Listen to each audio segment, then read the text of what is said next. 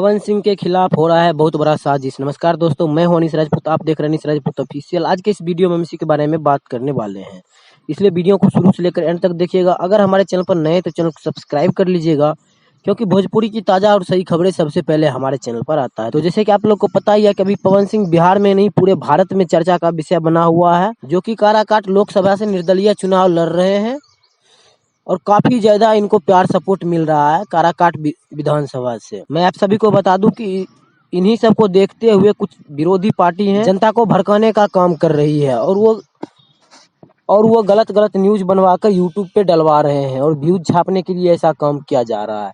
मैं आप सभी को बता दूं, उन लोग का कहना है कि अगर पवन सिंह ज्योति सिंह एक हो गए हैं तो अभी तक तलाक वापस क्यों नहीं लिए, और अभी तक ज्योति सिंह मंगलसूत्र क्यों नहीं पहन रही है। ये सब पवन सिंह अपने फायदे के लिए कर रहे हैं, ताकि जनता का प्यार सपोर्ट मिल सके, वोट मिल सके, और उसके बाद चुनाव के बाद फिर से पवन सिंह ज्योति सिंह अलग हो जाएंगे। तो मैं आप सभी को बता दूं कि सबसे पहली बात तो ज्योति सिंह भी इतनी पागल नहीं है जो 4 महीने से इनके साथ रह रही है।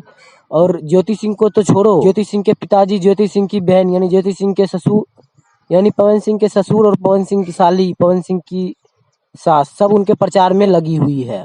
और बात रह गई मंगलसूत्र की और तलाक की, तो ये सभी चीजें पर्सनल चीजें होती है, ये सब चीजें मीडिया में नहीं बताई जाती। और मैं आप सभी को बता दूं कि ऐसा कुछ भी नहीं है, ये सभी बस एक पवन सिंह को हराने का प्रयास किया जा रहा है, साजिश किया जा रहा है, ताकि पवन सिंह को कोई वोट न दे। जिस तरह से पवन सिंह को काराकाट लोकसभा से प्यार सपोर्ट मिल रहा है, इन लोगों को देखकर लग रहा है कि अब मेरा जीतना मुश्किल हो गया। बस यही सब साजिश रच रहे हैं और इनसे होने वाला कुछ नहीं है, बस ऐसा ही साजिश करते रह जाएंगे। बस 4-5 दिन चुनाव का बचा हुआ है।